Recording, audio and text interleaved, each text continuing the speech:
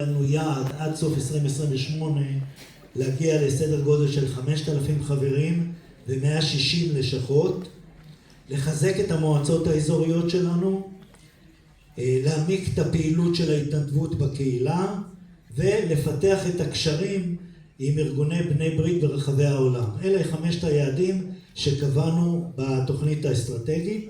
כמובן כל שנה שאנחנו בונים את תוכנית העבודה היא נגזרת מאותה תוכנית אסטרטגית, והדבר הנוסף זה שגם התקציב השנתי שלנו הוא קשור לאותה תוכנית עבודה. זאת אומרת, אנחנו לא עושים סתם תקציב, אלא קושרים אותו למשימות שאנחנו רוצים לעשות באותה שנה. בואו נעבור לנושא של הביסוס הפיננסי, שזה היעד הראשון שלנו.